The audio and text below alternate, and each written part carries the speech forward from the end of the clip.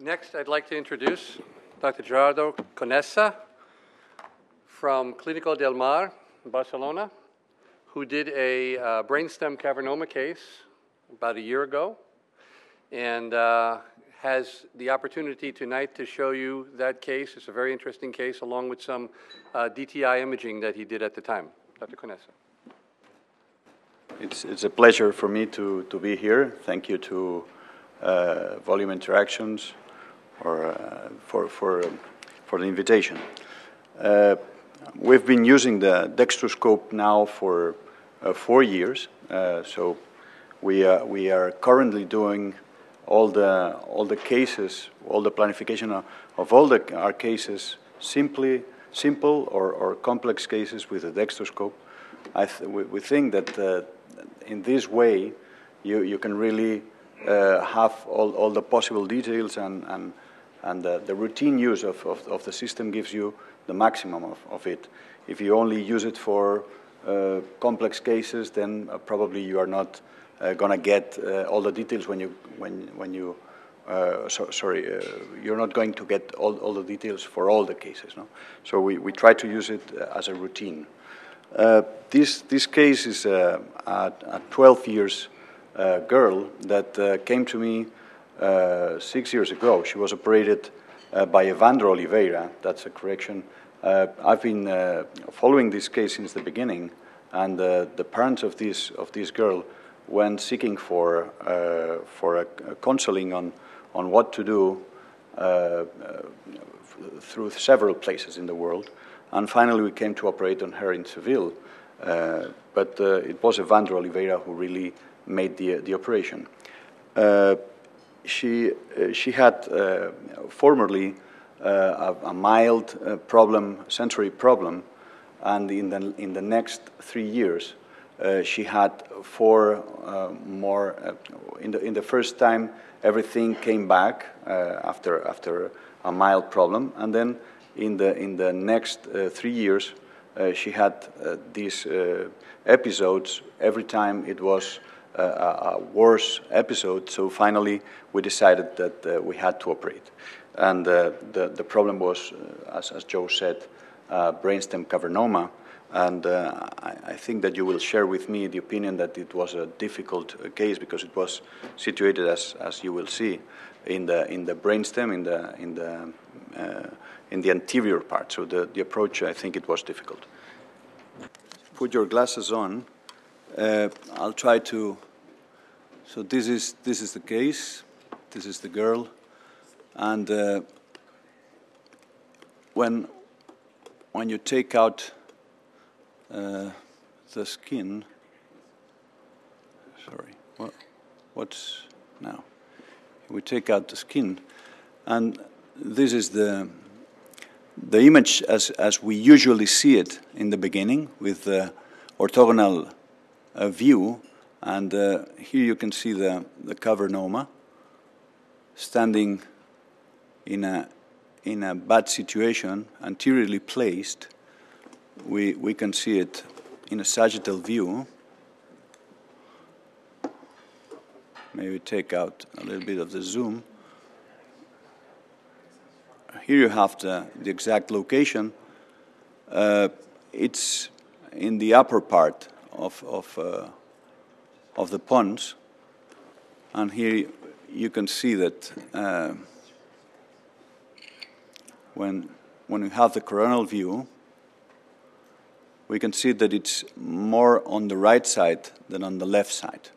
So I think that we would all agree that since there's no function inside of the cavernoma, provide that you can gain access anteriorly, you could go this way, or you would like to go the more anterior possible, because this cavernoma reaches the anterior part of the pons.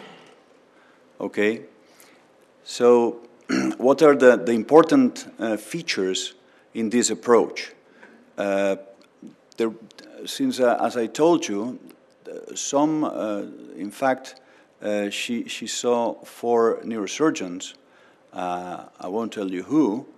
You know who Evandro proposed to do this kind of approach, as I also advised them, and two other neurosurgeons in Europe.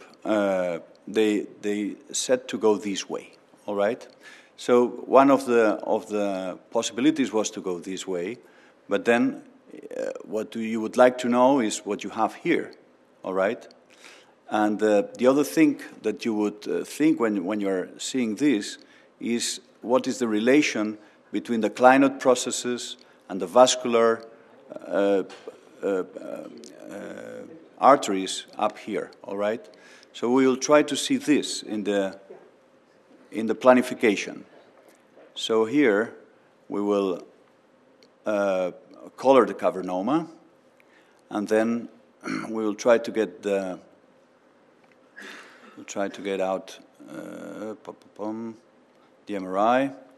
All right. Now you can see that probably this will show us pretty clear the approach. I'll try to make it a little bit more transparent. All right. And now if we put the CT scan, wait, what we will do, where is the, yeah, that is the skull that has, and the craniotomy that has been depicted here. So because this is the way that was done. It was done through a pterional craniotomy, and then the zygomatic arch was taken out. And when you go this way, in this case, when this was done, the anterior clinoid has already been resected in the, all right, so you don't see it here. But I think that you can see clearly the posterior clinoid, all right? So if you go this way, it will probably, you will have the posterior clinoid and the ligament that goes from the petrous to the posterior clinoid that will obscure part of the cavernoma. Now, I would like you to see also the angiogram. This is not an angiogram, but of course an angio-CT. Where is this? Vessels, which is down there. Wait, just a second. Vessels. All right. So the first thing that I was thinking when we had to go here is if we go from this approach, you will find that maybe the vessels, depending on how high up they divide, they can obscure also the trajectory. So this is the posterior clinoid. Let's maybe try to see it. And you see, this is the basilar artery, the posterior cerebral, superior cerebellar, and this is on our way, as it happened. So we could anticipate that by doing this approach, we had to drill the anterior clinoid, pack the sinus, the cavernous sinus, and also drill the posterior clinoid in order to take that out, as we can do it now. Here you are. Where is this? Yes. Now let's take, it's easier with the drill here in the virtual reality than in the real world, as you can imagine. But we can take out this posterior clinoid, and then we will probably, it was done through a very, very anterior, and it was obviously transsylvian, very wide exposure of the, very wide opening of the sylvian fissure, and then, and then that's the access that you gain. You gain only a few millimeters, but that was enough, and the cavernoma was really reaching the surface of the brainstem. So that is really the intraoperative image that we had. And this is we will put it a little bit bigger. And that's what we could take out. In fact, part of the dorsum sella was also taken out, part of this basilar apex. So this is the kind of view that we saw. We did not see here the fifth nerve. That if this was the question. And well, this is I didn't bring the intraoperative video. Probably it would have been very interesting to have it, but this is I can assure you the way it was seen, and it was very well anticipated that we had these enemies. Now, what I would like you to see is the DTI, because for the people that was thinking that the best approach could be a lateral approach, I'd like you to see this thing. Now, let's see where the tracks are coming, and I will try to get out the cortex, put the MRI, and yeah, wait, these DTI tracks. No, they were labeled as long tracks. Oh, here they are. All right. As you saw, this is really a very, very nice tool to show the DTI and the fiber tracks. Your region of interest is being moved all the time. Let me go into DTI now. MRI. Okay, if you see these, and let's add some other. When you are inside of the cavernoma, obviously there's no track inside. This has to be very well co-registered. When you go a little bit out, these are the long tracks that are coming.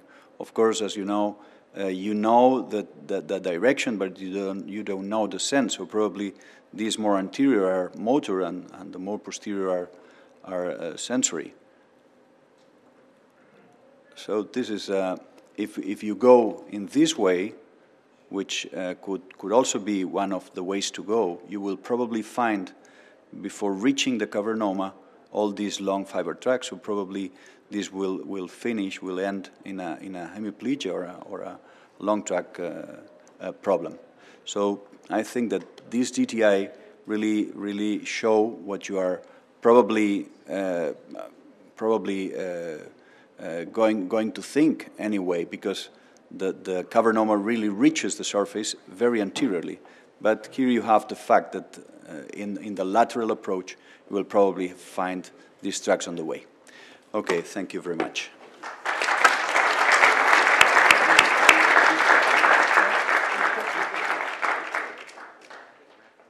Any questions for Dr. Conesa?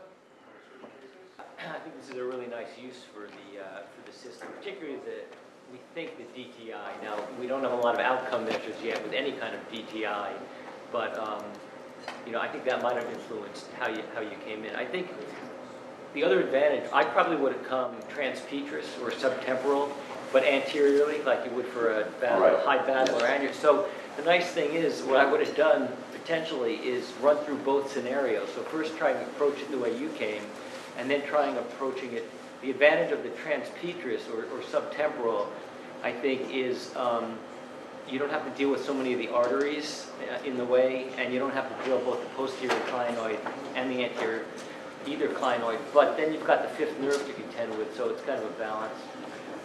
In fact, the approach was not exactly as you have seen, since it was a very much bigger one. You pulled the temporal lobe back, and you came almost anterior temporal. Exactly. Yeah. That's what we thought. That was what Evandro also did, and he was thinking that in fact in the very beginning, everything was on the way, so it was impossible to reach. And if you don't drill this, only 3-4 millimeters, but that's enough to get a little bit below, and that was enough to reach it. Otherwise, we should have gone from more lateral, and that was most anterior possible, but obviously lateral. And we had to go for this cavernoma because this girl was really in a very sad condition, every time worsening, and every time it was worse. I'm sure she would have been devastated. By the way, she is perfectly well. I just saw her a couple of months ago, and she's doing really, really well. Some other question? By the way, in the Medtronic and also in the Bracco Advanced Medical Technologies box, there's a model of this case. The plastic model that is being shown is exactly this case. So you can really see the approach and the problem with the posterior clinoid and anterior clinoid on the way of this case.